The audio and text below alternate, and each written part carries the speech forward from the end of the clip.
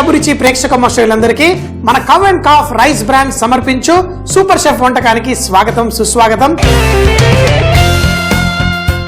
ఈ రోజు మీకోసం మన పాకశాస్త్ర గ్రంథంలో ఏ వంట దాగి ఉందో చూసేద్దామా? ఎస్, ఎప్పుడు రైట్ సైడే చూస్తూ ఉంటాను, ఈసారి లెఫ్ట్ సైడ్ చూద్దాం. షాలెట్స్ అంటే చిట్టి ఉల్లిపాయలు.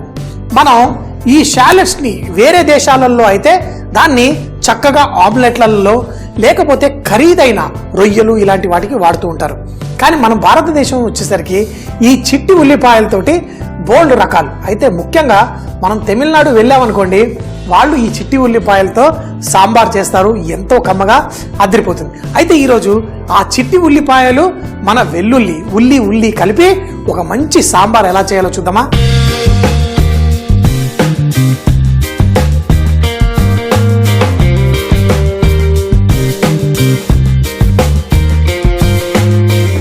చిట్టి ఉల్లిపాయ వెల్లుల్లి సాంబార్ మనం చక్కగా తయారు చేసుకుందాం. మరి ఈ ఉల్లిపాయల్లో వచ్చే అద్భుతమైన రుచి గురించి చెప్పాను, మరి వెల్లుల్లి గురించి చెప్పమంటారా? వెల్లుల్లి అయితే ప్రాణం. అది ఆవకాయలో చక్కగా ఊరిందవ్వనివ్వండి, లేకపోతే ఒక పాలకూరలో కొంచెం ఎక్కువగా వేయనివ్వండి, మంచి పప్పు కూరలో కొంచెం ఎక్కువగా వేయండి. ఈ వెల్లుల్లి ఉందంటే నాకు ఆ వంటలో అంత చక్కగా ఎంజాయ్ చేస్తాను. సో మరి ఇప్పుడు ఈ సాంబార్ తయారు చేసుకోవడానికి నూనె వాడుకుందాం. ఈ నూనె కూడా రకరకాల నూనెలు వాడతారు. నువ్వుల నూనె వాడి తమిళనాడులో ఎక్కువగా చేస్తారు, మీకు నచ్చిన నూనె వాడుకోండి.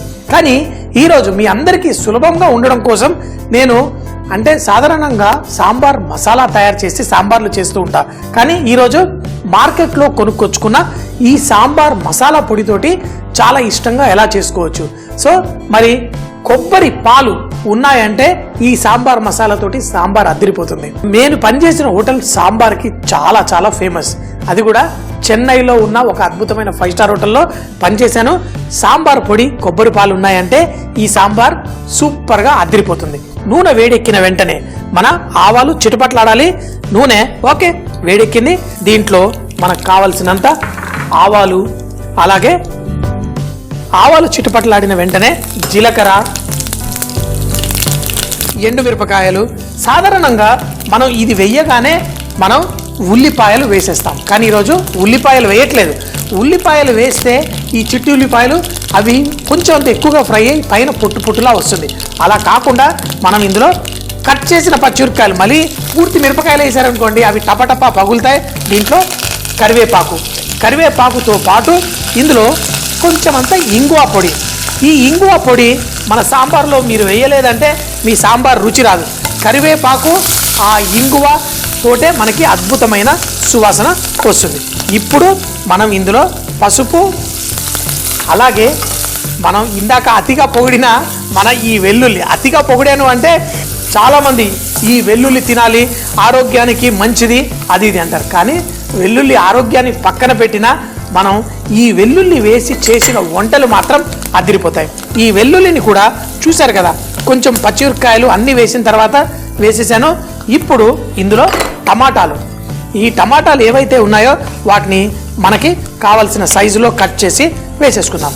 చూడండి, ఇలా కొంచెం అంత ఊరు టమాటాలు కొంచెం అంత పుల్లగా దొరికితే ఈ సాంబార్లో మనం వేసే చింతపండుకి తోడుగా మంచి రుచిని అందజేస్తుంది. ఈ టమాటాలు ఇందులో వేసేసుకోండి. ఆహా, ఇంకేం కావాలి?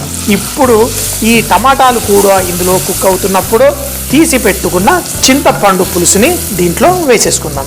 ముందు చక్కగా ఈ చింతపండు పులుసు, అలాగే మనం దీంట్లో కావలసినంత నీళ్లు కూడా పోసుకొని చక్కగా దీన్ని మరగనిద్దాం. చింతపండు పులుసు చక్కగా మరిగితే దాంట్లో ఒక సువాసన ఉంటుంది. ఆ పుల్లటి సువాసన కొంచెం తీయటి సువాసనగా మారుతుంది. ఎప్పుడైతే మీ పక్కింటి వాళ్ళు ఏ వంటతో చక్కటి పుల్లటి కూర తయారు చేస్తున్నామని గుర్తుపట్టగలరో అప్పుడే మీ చింతపండు ఉడికినట్టు. ఒకదాని గురించి మాట్లాడుతుంటే ఇంకో రుచి వచ్చి ఏది తినాలా అని కాదు. ఈరోజు మనం చిట్టి ఉల్లిల సాంబారే. దీంట్లో మనం ఉప్పు కూడా వేసి దీన్ని చక్కగా మరగనిద్దాం.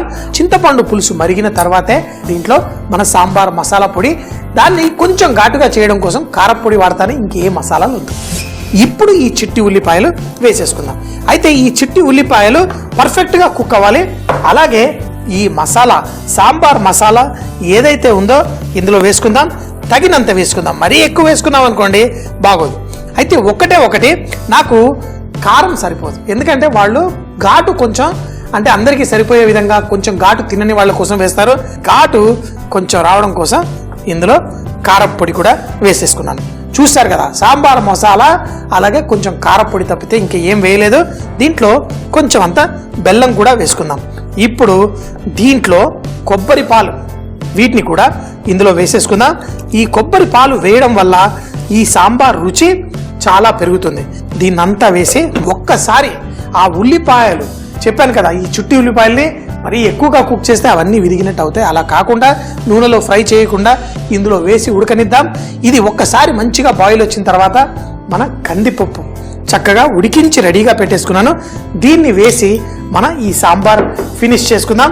లాస్ట్లో కొత్తిమీర వేసుకుంటే సాంబార్ అద్దరిపోతుంది. సో మరి ఏంటి, తింటే ఎలా తినాలి, తింటే నాలా తినాలి, తింటే ఆ భోజన ప్రియుల్లా చక్కగా ఎంజాయ్ చేస్తున్నారు. ప్రతి చారు, ములక్కాడ చారు మీ అందరికీ తెలుసు, ముల్లంగి చారు మీ అందరికీ తెలుసు ఎలా ఉంటుందో.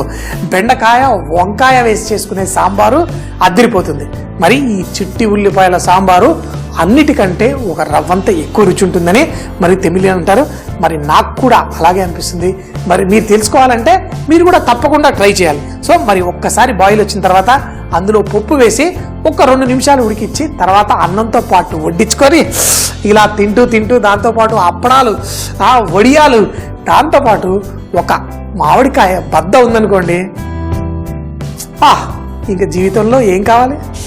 మసాలా అంతా ఉడికిపోయింది. ఉల్లిపాయలు కూడా, అంటే ఈ చిట్టి ఉల్లిపాయలు మనం వేసినప్పుడు కంటే ఇప్పుడు కొంచెం ట్రాన్స్పరెంట్, వాటి రంగు మారిపోతుంది. ఇందులో ఉడికిపోయాయి. ఆ చిట్టి ఉల్లిపాయల వల్ల మంచి సువాసన వచ్చేస్తుంది. కానీ దాన్ని పూర్తిగా ఎంజాయ్ చేయడం కోసం చక్కగా మనకు కావాల్సినంత పప్పు వేసుకుందాం. కొంచెం మిగిలిన పప్పు నీళ్లతోటి మళ్ళీ రసం కూడా చేసుకోవచ్చు. ముఖ్యంగా ఆడవాళ్ళు ఎవరైతే ఉద్యోగాలు చేస్తూ ఉంటారో వాళ్ళు ఒక రోజు, అంటే ఒక పప్పు ఉడకబెట్టుకుంటే దాన్ని 2 రోజులు కావాలంటే కొంచెం ముద్దపప్పు, అలాగే సాంబారు, తర్వాత రోజు మనం రసం కూడా కాసుకొని అందులో కొంచెం వేసుకుంటే చాలా రుచి ఉంటుంది. ఇప్పుడు అన్ని వేసేసుకున్నాను. కొంచెం నాకు అనుకున్న దానికంటే కొంచెం చిక్కగా అయింది. దీనికి తగినన్ని నీళ్లు, ఇంకా దీంట్లో తగినంత ఉప్పు, మసాలా అంతా పర్ఫెక్ట్. దీన్ని రుచి చూసుకొని కారం అదిరిపోయింది, సువాసన అదిరిపోయింది. కొంచెం ఆ ఉప్పు దీనికి తగినంత వేసేసుకుంటే ఇంకా సెట్. దీన్ని మూత పెట్టు, కొంచెం అంతా ఉడికింగ్స్ కమ్మింగ్, తర్వాత మనం పోసుకొనుడు, తిన్నింగ్స్ స్టార్టింగ్.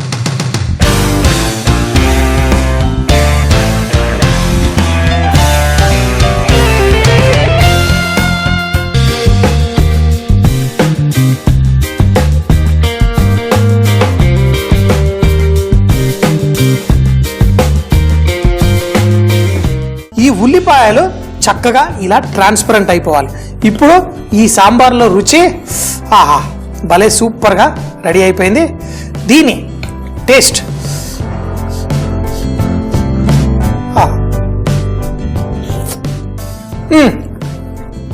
తీపి చాలా కొంచెం ఉండాలి, కారం కొంచెం ఎక్కువ ఉండాలి. ఇప్పుడు దీన్ని మనం కలుపుకొని తింటే అద్దరిపోతుంది.